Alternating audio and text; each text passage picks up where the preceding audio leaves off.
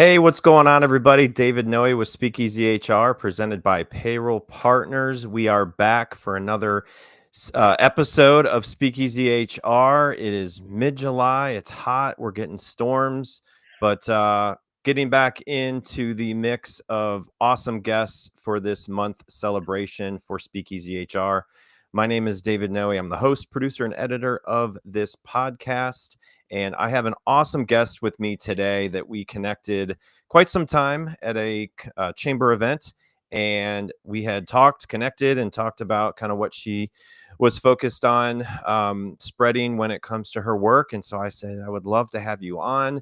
So we've had this planned out for quite some time. So Jordyne Carmack, welcome to SpeakEasy HR. Man, I am so psyched to be here, David. Thank you so much for having me on your show. I loved just the diversity of guests that you've brought on. I feel like I learned something every single time I listen. Yes, absolutely. Same here. And I do have, if anybody has seen my post, my little mini horn. So when people come on, you'll get to see this mini horn. I don't know. I find these things all over. Obviously, there's TikTok and things, and you see these little toys, and I'm the sucker that buys them, and then I use them for stuff like this. So it's so funny. The one commercial that I saw about it was like this guy was walking around his house with his wife, and he's like, every time my wife does a chore, I'm just like, good job, honey, way to take out the trash. And he's just like pumping her up. So Do anyway, you remember the "That was easy" button that went yeah. around for a while? It's that kind of micro celebrations, right? Got Oh it my done. god.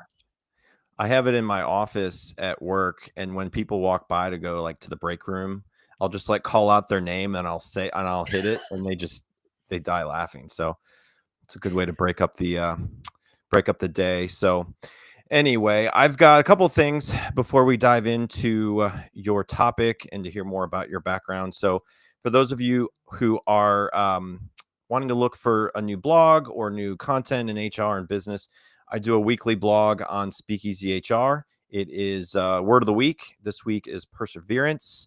So go out there, subscribe. You can get them into your inbox every week, and just keep up on everything going on with Speakeasy HR. So go ahead and do that. And we're going to be playing the world famous envelope icebreaker game here in a minute.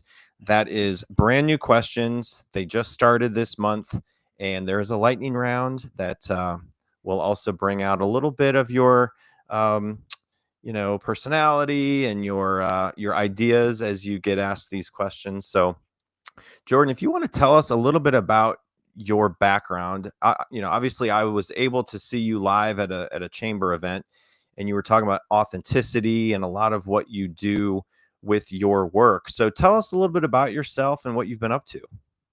Yeah, so I cut my teeth in higher ed. I graduated from University of the Cumberlands in undergrad in 3.5 years, and so I was one of those mid-year December grads. And I'll share a little bit more about what happened there, but ended up staying on campus, doing some work, pivoted from admissions and marketing to actually into a tenure track teaching position after I got my graduate degree. And so I never intended to teach, but I spent the first chunk of my career teaching college students and engaging with them and teaching social media and marketing and all these things. Everybody has a transformative experience, right? Some kind of critical life event that changes how you view your career in the world. And a couple things happened for me at the same time. The pandemic hit. Right. I had my daughter who's 4.5 now. And I began to ask some big questions about what did I love most about what I was doing? And did I see myself 20 years from now being department chair, continuing to do research? Did I want to stay where I was? And so after some time spent soul seeking and talking to the wise counsel in my life, I decided what I loved most about teaching was the time intentionally spent teaching communication skills, which was the gen ed courses, the general education courses that I taught to my college students. And what I saw was a need to transition teaching those skills directly to the workforce as opposed Yeah. to just college students. Yeah. And I had a friend after doing a workshop for some entrepreneurs say, have you ever thought about starting a business doing this? And I said, no, I haven't actually. I did not take a business class. That would be totally outside my wheelhouse. but he really stepped in and mentored and encouraged me. And so I started my business under Jordyne Carmack, communication coach at the time, which became AuthentiLead, where we do leadership development solutions as sort of a strategic partner for organizations who want to invest in the communication skills specifically of their team, but then also in both those interpersonal team dynamic type relationships too. So that's how I got here. Very cool. So what's the one thing that you have learned the most about running your own business for what, 3.5 years you've been doing it? Yeah. What's the biggest learning experience you've had? Being an entrepreneur will reveal very quickly where your weaknesses are. Yeah. Yeah. And so learning to not allow those to crush you, saying, yeah, okay, I'm not good at this right now, but I can be. And then surrounding yourself with the people that you need to help you fix that. So, very quickly, not only did I have some mentors, but I found a business coach, somebody whose strengths were my weaknesses. And so Yeah. she was able to come alongside me and say, "Hey, this is where you need to tweak this. Here's how we do financial forecasting. Here's how we work on these things." And so, as somebody who is highly social, working as an entrepreneur, a solopreneur specifically by myself in this season, I needed to surround myself with those people so that I still experienced a lot of fulfillment, not just from the work that I was doing, but also the experience of work, which I believe can be a healthy and a positive and a joyful thing when done well. Yeah. That is awesome. Thanks for sharing that. So are you ready to play the world famous envelope icebreaker game?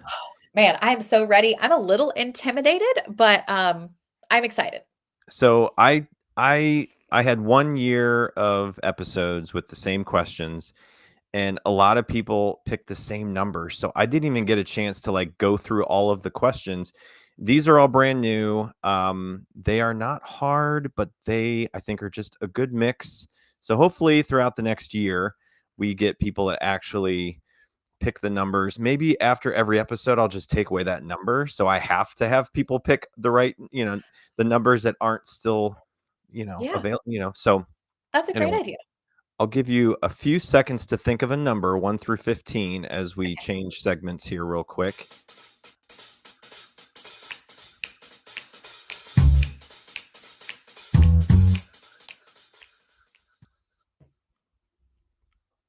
I think it went. I don't know. Maybe it went. I don't know. It didn't go on my side. Um, I saw it. anyway, yeah. Okay. 1 through 15. What do you got? 6. Number 6. Any particular reason you picked number 6? Is that your favorite number? 7 is the number of completion, and we're just getting Okay. started, so I picked 6. Okay. All right. What's a TV show or movie you quote way too often? I don't If think you I can oh, I'm yep, well, I don't know. That's not very good. there Yeah. it is. I saw it. I love to quote The Princess Bride. Princess Bride. Okay. Inconceivable. Okay. Or random rhyming games. I don't know if that's Princess Bride or just Okay. being a mom of a Yeah. preschooler, but, we do a lot of that. Yeah. Okay. I like that. That's not a movie that I even really know. Really? It's Don't a cult classic. Yeah, I don't think I've ever seen it, but Oh, you've got to watch it. I It will is have to write it down and add it to the list. So, okay, one more number. What do you got? okay. 11. 11. That one All was right. random. That was random. Okay, number 11. What do we got? We're live on YouTube and LinkedIn, by the way. If anybody has questions, chime in, put them in the chat. Would love to hear from you. Hey, internet land. All right. It's similar to the last question, I guess. Maybe not. If you could swap jobs with any character from a TV show or a movie for a day, who would it be and why? Okay. Dolly Parton and Straight Talk, Dolly which Parton and Straight Talk. I had Okay. never actually seen before until my husband found it on YouTube. Okay. And, I did a lot of radio in college and still even as a faculty member had a morning talk show, and so I think if I don't know that I'd wanna do as much of the psychology that she Yeah. does. Yeah. Um, Right? Well, it is a classic. It's, so That's funny. underrated, man, but she is hilarious in that movie, so that was the first one that came to mind that Okay. I think being a radio DJ would be fantastic. Yeah. Well, there's another movie I haven't seen, so I've got some movies to watch now. All right. So that was the world famous envelope icebreaker game. Now we have a quick, and this is just one question. Okay. This is the lightning round that you can see the questions as they spin. So this is more speakeasy ish. This is more back to the vibe of the podcast and kind of goes back to in the prohibition era. So, what's your go to speakeasy cocktail, real or made up? It is the Mafia Mojito. Mafia Mojito. And All yes, right. I totally just made that up, but a mojito is a great drink. So, okay. That I'm sure somebody has that out there in their speakeasy or bar somewhere, but You've maybe got to, right? maybe not. That's a really good one. So, very good. Well, now we all know a little bit more about you and some of your favorite movies and cocktail of choice. So, very cool. So, just a couple of words from our presenting sponsor, Payroll Partners, and then we're going to dive into the questions we've got. If you are watching live, feel free to chime in, ask questions, and I will see you here in about a minute. Finding a new employee takes time and money. For one position on a single job board, you could easily spend a minimum of $5 to $10 a day advertising a job post. It's worth noting that the average time it takes to hire a new employee is 36 days. However, it can take longer than that. You could find yourself paying hundreds of dollars a month for a single job board. And if you're using multiple job boards for multiple positions, this could add up to thousands of dollars a month. There is a much simpler and more affordable way of finding the right candidate. At Payroll Partners, we offer an applicant tracking system to help manage your hiring process. Our ATS is customizable, allowing you to decide which days you want to run the job and when to close it so you don't break the bank. And this feature lets you e-blast your network, posting jobs on multiple boards at once, all managed in one location. Payroll Partners, elevating your payroll and HR experience. Mm. All right. So if you are in the need of a new payroll HR technology, look us up, payrollpartners.net. We are here for you. Have a customized platform, team of experts in the field of HR and payroll. So we know what it takes to run a business. But you run your own business, and we will take care of paying everybody correctly, on time, accurately, and use technology the way it should be used. So look up Payroll Partners and we would love to connect with you. So, all right. So, Jordan, when we first started talking about your background and everything that you are dealing with in your day to day and training professionals on, a lot of it went back to effective leadership. And I love this topic. I think it's an ever evolving topic.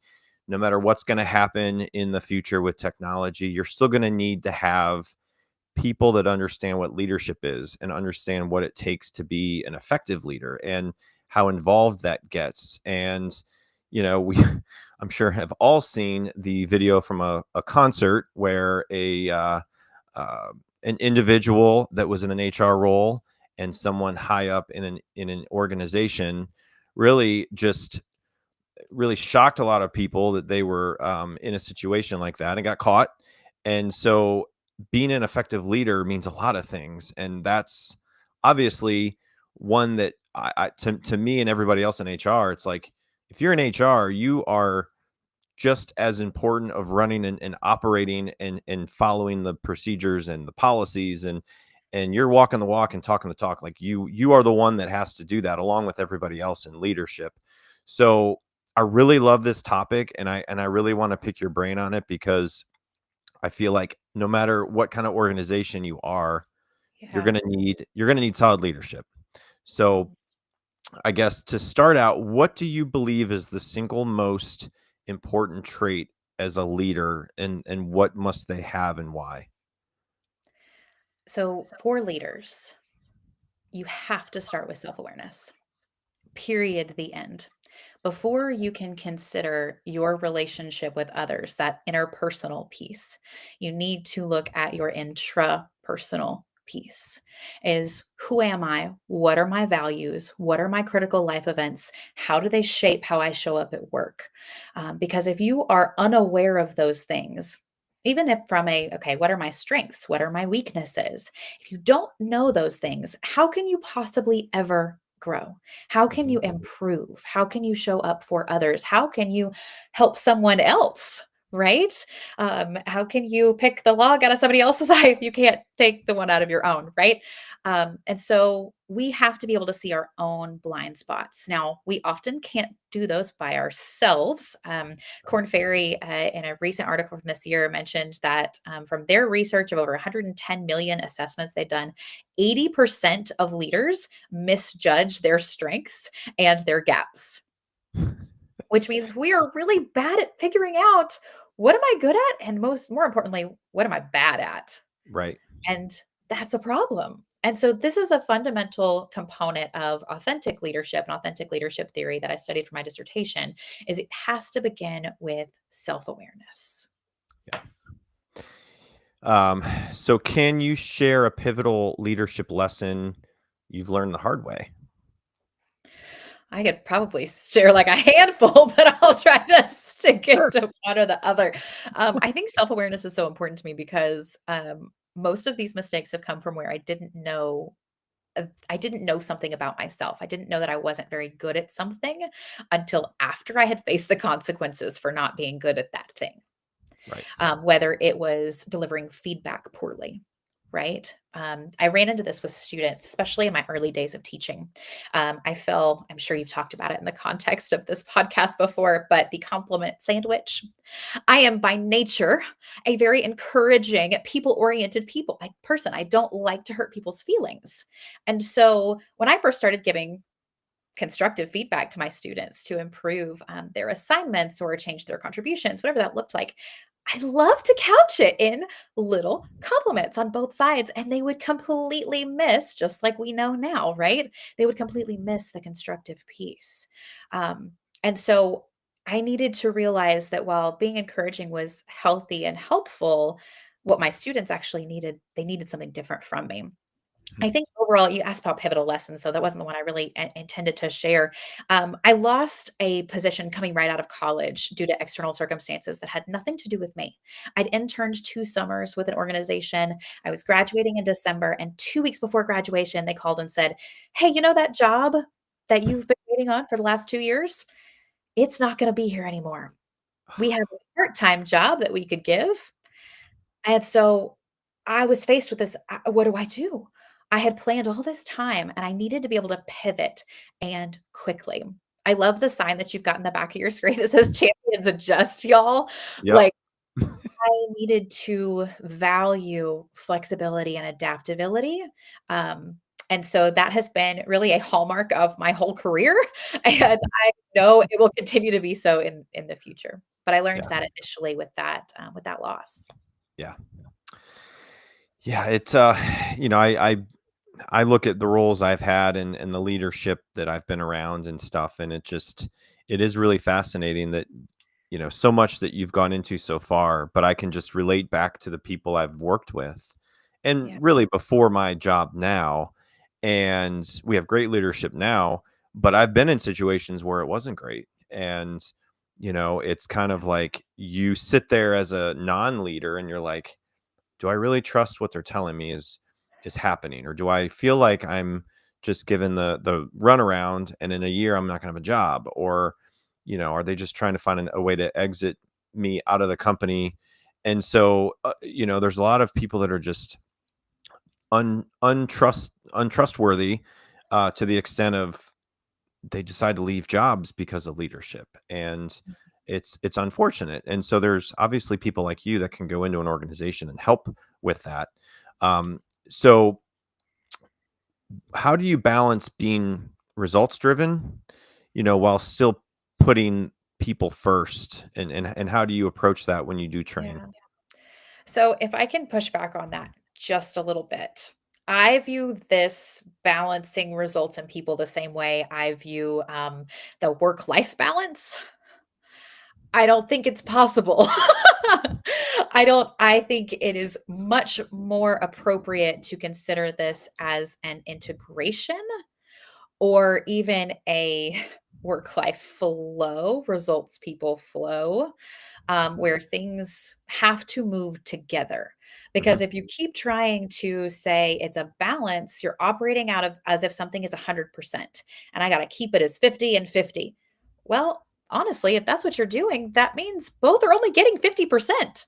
Right. Like that's that's not going to work. You need a system where it is well integrated, where people bring your results and they go hand in hand together. Yep. And so I would much prefer in having this conversation that it be a conversation about integration instead. Yeah, definitely. So what was the moment you realized you were truly leading and not just managing, that maybe some people can maybe relate to? Yeah. So I distinctly remember earlier in my career, and of course, I'm in a higher ed context, and so we are all committees all the time. Um, I had been happened to be placed on a cross departmental committee, and I had given some feedback on a project, and I think at the time I wasn't chair of the committee; I was vice chair, and the skill set I needed to be successful on that committee was different. And so instead of it was just, "Oh, yeah, here are my ideas, somebody else runs with it." The change that I saw happen was I actually needed to do things like build consensus. I needed to have separate conversations. I needed to evaluate where people were and what they were doing and what their interests and concerns were. And suddenly it was less task orientation, it was more people orientation, and it got messier whenever you're then navigating those things. Because we manage tasks, we lead people, right? Is a great shorthand for this idea. And so when I started needing to lead the people in that group as opposed to just managing the project, I thought, "Oh, this is a little bit different than what I've done before." Yeah. We are live on LinkedIn and YouTube. So if you are watching live, chime in. I believe you are streaming as well, Mhm. Jordan. So Yep. we have people watching. And so if you are watching, have a question, throw it out there. Someone else might be thinking the same question or a similar. So, Jordan, what's maybe one misconception about leadership that you wish more people understood? Oh gosh. So this is I have the pleasure of serving as executive director of Leadership Tri County, which is a nonprofit that serves Knox, Laurel, and Whitley County in Kentucky. And I know we're everywhere. So we're a small regional leadership development program. I'm the Okay. steward very much of this organization. It's been going almost 40 years. We have a 9-month program. And one of the things that always gets me is somebody will say, "Well, I'm not in leadership, so I can't apply. Hmm. I don't hold a position. I don't hold a title. I don't have authority. So that's not for me." And I'm always like, whoa, whoa, whoa, whoa, whoa. We got to backtrack this just a second. Everyone needs the skills and the competencies that a leadership development program offers. Good communication skills, emotional intelligence, social influence, networking skills, those people management pieces, right? Yeah. All of those things are vital and every person needs them because, especially when you're thinking about change management and implementing a systemic change, you need those peer colleagues and those peer mentors who are really leading that initiative from the ground who don't have positions of authority. They're the leaders in your space who are carrying this forward. It's also like you hear that where does the quote unquote power lie? It's often with the administrative assistants, right? Yep. Because Yep. they're the ones who have the social networks to carry those initiatives forward, to build consensus. That's often where the best laid plans only get you so far if you don't have those organizational leaders with or without titles in place who carry that forward for you. Yeah. So how do great leaders build trust? I look at that as such an important piece. And if I'm working in an organization that the leadership is where a lot of their employees trust them. They're going to probably see a lot of retention. So how do great leaders build that trust, and what destroys it fast? Hands down, the number one thing you can do is be consistent. Yeah. To I've mentioned my kiddo, but I've seen this play out in parenting some. So I'm going to use this as an example, right? Yeah. Whenever it comes to parenting, especially preschoolers, toddlers through preschool, through elementary school, um, that is how they learn that, hey, I'm going to get lunch every day at a certain time. I know that if I jump on the couch, there are going to be consequences Hmm. because the consequences are applied, or the perks, the carrot too, right? Are applied consistently. And so I can trust that when A happens, mom or dad is going to do B every single time, whether that's I'm going to go get an ice cream later because I did a good job, or because I jumped on the couch, there's going to be consequences later. They learn Yeah. that through consistency. Yep. That is a fundamental human principle. So if you say that we care about our people, we care about, our working parents, we care whatever you say, but your values are. If your actions or your policies are inconsistent with that, you will never be able to build trust within your organization. So Right. I would say the best way you can do it is be consistent. And that means you need to be transparent about what your values are and what do you stand for, and then act in accordance with those things. And when you don't, own it. I know it feels really uncomfortable to say, man, I really messed up with that, right? I don't want to come forward and say that we didn't handle that well, but you have to own that in order to be consistent with those values. And so the Mm. fastest way you can break it is by having a hidden agenda, by Okay. having motives that don't align with what you say you're about. When there's misalignment, people have a radar for that hypocrisy, especially when it comes to social media, right? And all of these things. I Mm. think you mentioned what happened at the Coldplay concert. I think that's one of the most difficult things to wrestle with is that appearance of hypocrisy, right? Yeah. Is I can't trust you because you don't abide by your own values and policies. And that really can cut an organization to the quick so fast. And so that kind of brings us full circle, right? To self-awareness is I need to be self-aware enough about what are my values? What am I communicating? Are those things in alignment? And am I being transparent and vulnerable about those things in order to ultimately build trust? Right. And I think organizations that go through mergers, acquisitions, it's even more important. Yeah, absolutely. So I know a lot of people are going through that and layoffs and situations that they didn't think they'd be in a year ago. Yeah, yeah. So whether you do go through an acquisition or merger and your organization is a part of that or not, I wholeheartedly believe in that. Consistency is so important.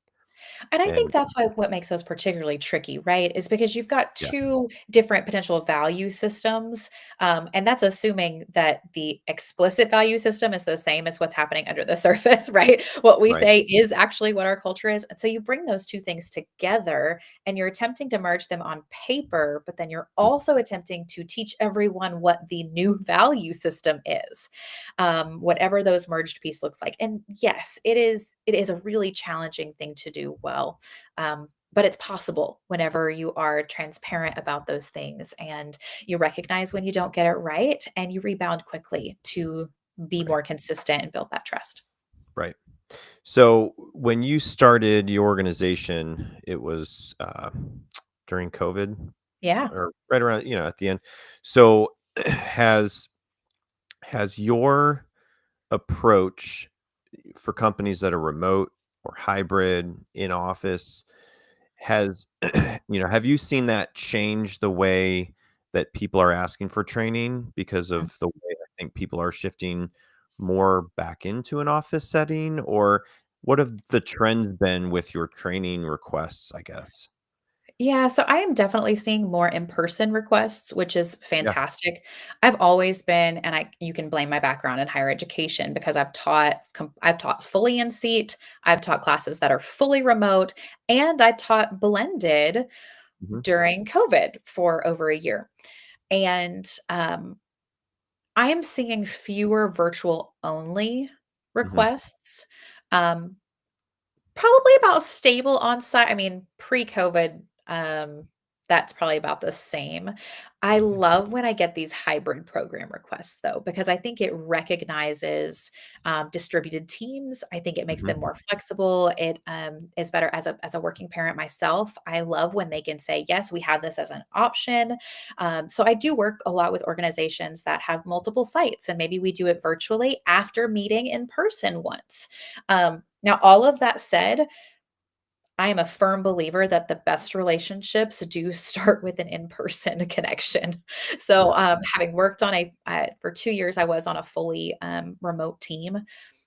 Our relationships went further faster in the 48 hours you spend together than Yeah. a year's worth of remote only. So if you don't have some kind of offsite for your team, some kind of once a year, twice a year, quarterly, even for your remote teams where you're doing some training as well as doing the fun in-person piece, you're really missing out on an opportunity. So I Yeah. kind of went on a tangent there a little bit, but I think that answered your Definitely. question.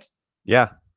Yeah, it's always hard. I mean, I've gone through different training workshops, and one of the biggest things that I see that is a challenge is going through that and finding a way to keep it sustainable and Yeah. make it sticky so someone is learning. Um, so how have you been successful in doing that, with your training approach so that companies do find a way to impact their organization and then keep it sustainable moving forward? Have you approached that in a way that's been successful?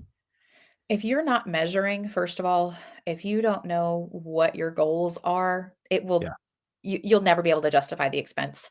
right, And that goes for any AI software that you're implementing or right, anything, the gamut of it. If you're not saying these are our goals and our objectives, and here are the KPIs according, um, yeah, the rest of it, it's not going to move that. You can do it because it makes people feel good, and there's nothing wrong with that. There's right. value to bringing people together and just investing that piece, but really and truly, you'd need to be measuring something. Yeah, Um, so I like to start there because then, and this is again, learning objectives, right? You got to start there, figure out what your assessments are. What are you actually measuring to figure out, are you moving the needle on specific skills or specific metrics? Are those connected back to business outcomes? right. Because we know that we've got to stretch every dollar these days. And so is that happening? And so I try to be helpful with my clients and connecting those dots because then we want to look at a training program as something that happens over time, not a one and done. So a month from now, what are they thinking about? Next quarter, what are they thinking about? I love it when a client gives me the opportunity to say, okay, we're going to give 6 weeks in between. Because what that means is when we come back and revisit concepts, I can ask the question of, did you try it? What worked? What didn't? What are your next step questions? Whenever Yeah, you just have a one and done training or a one and done initiative, I'm an authorized partner with Everything Disc, and I love to do one off disc trainings. Absolutely. I thoroughly enjoy those 3 hours of fun. Yeah, we're going to have a good time. Um, but that's only going to, you're just doing disc. You're not actually implementing it and making it a common language in your organization. And so one of the things I do with clients is we have these spark points where we do touch points to see, okay, what does this look like in HR? What does this look like in operations? What does it look like? How do we make sure that this is happening throughout our organization, that we're training our managers to use it in coaching calls?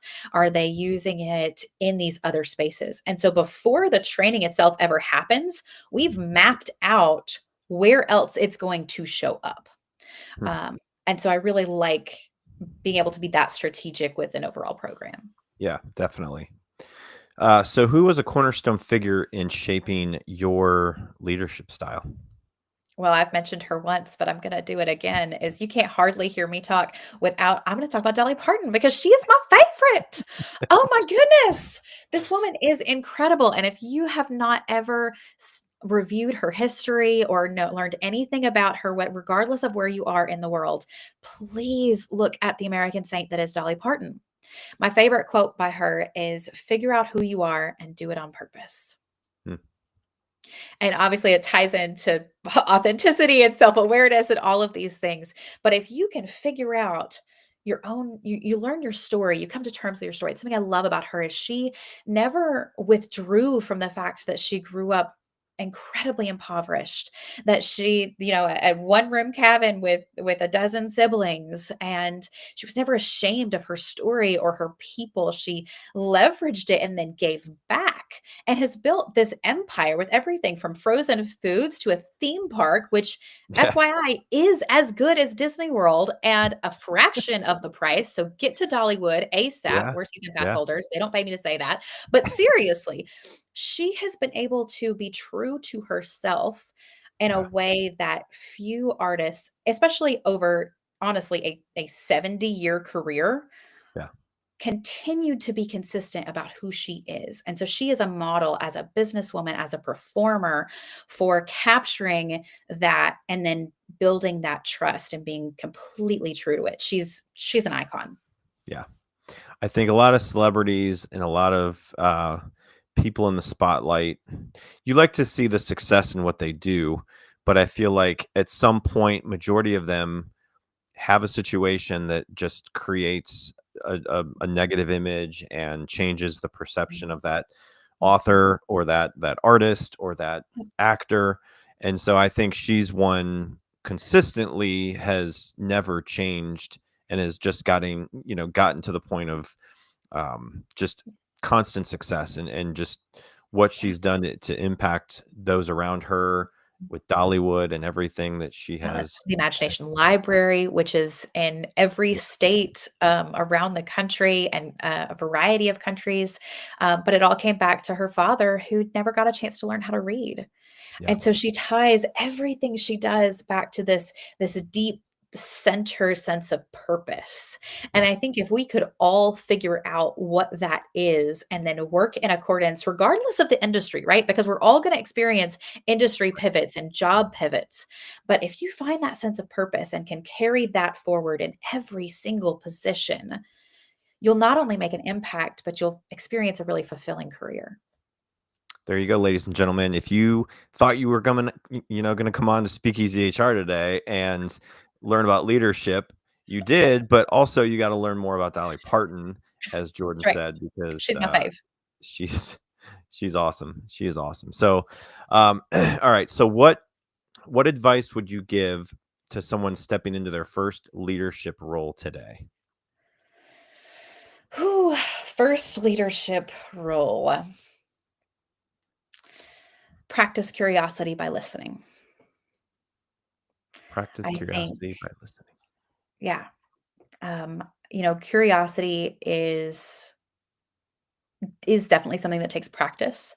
But whenever you are willing to ask great questions of your team and then truly listen to their answers, and Mhm. not just of the people at your, if you're stepping into a C-suite role or if you're a new manager, not just other managers, but listen to everyone around you from the janitor all the way up to, yes, your executives and your stakeholders. Listen, because you'll be surprised what you discover. I think Yeah, that no survey could adequately capture for you. yeah, So really and truly, set your heart on listening first, and maintaining that sense of curiosity about what's working and what's not working, and how can we make that better. yeah. Well, you had talked about running your own business and finding out what your weaknesses are and finding somebody that could help you. So I think it goes with younger leadership and leader professional organizations that might not have maybe somebody that could be a mentor. Maybe Mm, there is, right? Internally. So if you have somebody that could be more of a mentor in your organization, that's great. If not, do some research around where you live and find mm, organizations or networking groups that might have young professional leadership development or just a community of people that might be going through the same thing, mhm. so that you can really have a good resource beyond your organization. And if you do that, you're going to Yeah. be more successful than other people potentially because you went beyond just your day-to-day role. And like you said, you were curious to learn and listen. And I think that goes a long way if somebody really is not given the right tools and resources, because a lot Mhm. of people just get thrown into a leadership role. right? Oh, yeah. Or a manager role because they did well in their job. Well, now they're managing other people that they worked with. And that Yeah, is like, talk about a difficult situation. it is. So it is very difficult. And I don't know if your advice would be different. Maybe it is, but if somebody is in a non-manager role or leadership role and then they get moved into that role, um, you might have to build the trust with other people that you were at one time a peer with. Mhm. So that does happen. Oh, and you can expect it to impact those relationships, Yep. Oh and yeah. how I think to assume it would maintain status quo, because you're introducing if you not to get too theoretical, but if you look at the different types of power in an organization, expert power, reward power, you might have been really good in your position, even you were a senior in that role, right? And you've got expertise. As soon as you're given reward power, right? The ability to give somebody a raise or to not give your friend a raise, Or right? fire. Or we can take it all the way there, right? Right. That is going to change the dynamic of all of your existing relationships. Yep. So I love finding mentors outside your organization. Yeah. 110%. One of my favorite, one of the mentors that I deeply treasure, and we only get a chance to talk a couple times a year, right? This is not an every week type meeting, but she's in C-suite in healthcare, right? Totally different industry. But she has been leading people for several decades. And so when I'm faced with something tricky, especially as an entrepreneur and a solopreneur, right? Often I'm serving as an advisory capacity as opposed to doing this every day. She has been an incredible resource. And so whenever you step into that role, you might not be able to find somebody internally who can coach and mentor you. So looking to those networking groups, those are invaluable. um, I think there's a list of of tips we could probably say whenever you're seeking out those roles and those mentors, right? Don't say, "Hey, can you give me 2 hours of your time tomorrow?" Like, recognize what people have going on, and but generally, what I've found is that most people are willing to have a 15-minute virtual coffee if you've got Yeah. a question. That was one of the things I did whenever I started looking to change jobs before I started my business. Is actually talked to people who held similar positions. And Yeah. I said, "Hey, would you give me 15 minutes so I can pick your brain about what a day in your life is like and decide if that's really what I want?" Right. And so I think even if you get ready to apply for a management role, maybe it doesn't come to you, but you're like, "I really think I can do this." Talk to somebody in another organization who's doing it every day and see what they say. Yeah. Yeah. It's one of the hardest positions in an organization, I feel. In middle management, there's a difference between middle management and leadership, maybe. There's Sure. obviously different levels of leadership and Yeah. organizations. It's all different. But that middle management and the amount of involvement they have to have, Mhm. um, and maybe they are considered part of leadership, but it is very difficult. And like I said, there will be a need for good human connection and leadership and manager Mhm. roles in the future in most industries that have them now. Like, that's jobs will be eliminated. AI might take over a certain form of a job, but Right. maybe one day there will be robots managing other people. I'm not I saying that's out of hope. the question, Right? but I hope that it is always people leading other yeah, other people. And I have some reason I was just going to pull this up so I could direct some of your listeners to this. The World Economic Forum Future of Jobs report was for 2025 was released recently, yeah, and the core skills in 2025. Analytical thinking was number one, sure, but I thought it was really interesting. Number three on this list is leadership and social influence. yeah, 4 is creative thinking, 5 is motivation and self-awareness, 7 is empathy and active listening, 8 is curiosity and lifelong learning. I mean, that's 70-80% of those top 10 core skills. Those are human skills. So yep, if I'm an organization and I'm looking at upskilling and doing some talent pipeline work for the next 10 years, I need to look and see, what are these skills like? First of all, am I measuring where we're currently at related to any of these skills? Because Again, we don't want to try to invest in something significant until we have baseline measurement so we can see if it's even working. Am I currently measuring how this is working? Do I even have a pulse on what those team dynamics are like within my culture? Because if I want to have my technical initiatives, my new software platforms, if all of these new pivots, if I want those to work, it's going to hinge on the people actually doing it. Yeah. So I just thought that was really interesting from a core skills perspective. We're talking a lot about tech and AI, but the core skills that, at least from that report, we're finding, those are human skills. Yep. Absolutely. All right. One more question. If you could write down your own leadership commandment, what would it be? You might have This already one said is it. Yeah, this one is so tricky. I kept wanting to come up with two. Um, Yeah. That's so, okay. um, but I think the one that I think would be most valuable is to communicate on purpose. Thou shalt communicate on purpose. Um, it is one of the very first principles that I taught in an interpersonal communication course. I mean, 101 stuff is you cannot not communicate, which means you Mhm. are always communicating something. Even your like failure to respond to an email is still a form of communication. Right. And so if we can switch our mindset to I want to be intentional about what I'm communicating, we would communicate more frequently, honestly. Even if it was as simple as, hey, I saw this. I can't get to it right now, but I'm working on it. Right. I think we can improve some of those relationships.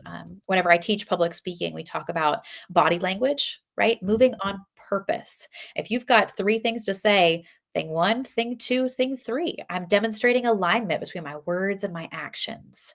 I'm communicating on purpose instead of allowing everything else to control the narrative about Yeah. what I have to say and my intent and my motives. Yeah. Very good. I like that a lot. Yeah. We talked about before we jumped on here personal brand statements. So I have gone through this exercise recently and I came up with one with everything I'm involved in my life. So it's to create positive, meaningful experiences that inspire, uplift, and make a lasting impact on individuals. So people in HR. I run a small business with my wife. We are doing a lot in the community. There's a lot going on, and we are trying to impact other people's lives and uplift them. So, in HR and hiring people and trying to develop them from a career standpoint, a lot goes into that. Yours, you were able to give me, and it was equip people, leaders to communicate more effectively for talent and organizational transformation. Yeah. Like that a So lot. for what I have in mind in this, and I would actually I have people leaders is kind of clunky to say it that way, but I view just about everybody as people who potentially could lead people. So this Yeah. in some way, shape, or form, we are all influencing others. We all have the ability to shape the lives of those around us with our words for the good or for the bad. And so if we can communicate Yep. more effectively to make the lives of those, and yours is so motivating, inspirational. Mine's very tactical. I mean, it makes me want to rephrase some of my language and make it a little bit, a little bit more sweet. But really and truly, I think we can transform what work looks like whenever we communicate on purpose, we communicate intentionally, Mhm. and just to bring us full circle, we Yep. we start with self awareness because we understand Yeah. what we're communicating when we say certain things and do certain things, and the impact that then that interpersonal that it has on those around us and our teams. And for us being parents of kids, right? Like we have a huge responsibility for Yeah. them to get them equipped because I don't know what the workforce is going to be like in 10, 20 years, you know. I I try to figure out what they're going to do after school and going into a career and I'm just like, man, I don't even know if their jobs have been created yet, you Yeah. know? And I try to tell them what I do and try to see like where they want Yeah. to kind of have a curiosity for when it comes to Mm. work. um, because I try to show them and understand and teach them that like things cost a lot of Mm. money, and you don't just like get to go do things that are free. even like going to dinner, like Chipotle or somewhere, it's like everything's expensive. Everything goes up in, inflation, whatever. So like I'm trying to teach them. I mean, they're a little older than Yeah. yours, but like, man, it's so important. And then people that go into their first few jobs, it's like, I just I know how important that is, and I wish I could go back and like tell myself when I was like Mm. 24, like, hey, do these things, you will, Yeah. but that's Yeah. okay. It is Um, tricky thinking about next generation leadership is what are those skills that they are gonna need most, and, I am yeah. reminded how quickly we can adopt new and learn new technologies, but Oh yeah. how long it takes to teach something like people skills. Yeah. And so when we think about parenting, we had decided that our emphasis was going to be on those people skills because it will take her half a second to learn an iPad or whatever the next technology is 15, 20 years from now. She Right. will have no trouble picking that up. But empathy, emotional intelligence, communicating clearly and articulately, Yep. being able to start a conversation with someone you disagree with, those are skills that take time. And so I hope that when people view training in their organizations, they see it the same way. Yeah. Well, Jordan, this has been a lot of fun. Hopefully you enjoyed it, and Oh yeah, this is a blast. This is a I love days like this. I loved hearing about your background and everything that you went through. You could probably talk a lot about it, even more beyond what we've talked about, which is why I want people to connect with you. And we do have a insight to impact clarity toolkit that I have up on the screen. There is a SpeakEasy promo code. So if you want to tell people about this a little bit, and then obviously for people to connect with you beyond this, if they're listening on demand. So um, what can they get with this toolkit? Yeah, so this is a series of exercises that I have been using. Started off testing them out with college students in our Yeah, professional communication class and yeah, workshopping these exercises, helping them, right? Because being 20 years old, it's hard to figure out what do I want out of life.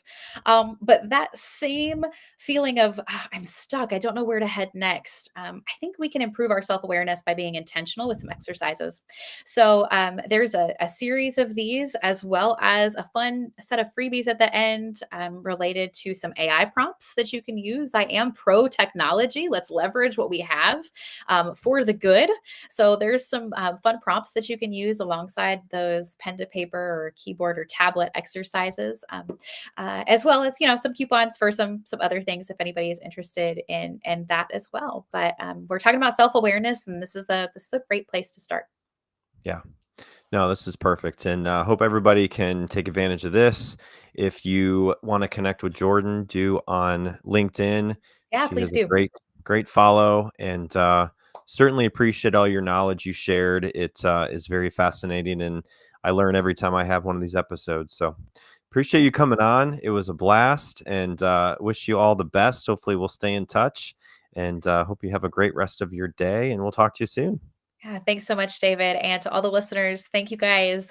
Make sure you've got that subscribe on this podcast. It is a rock star place to keep learning and growing. And I'm thrilled to be able to be a part of that journey. Thanks for Yeah. having me. Thank you very much. Take care. See ya.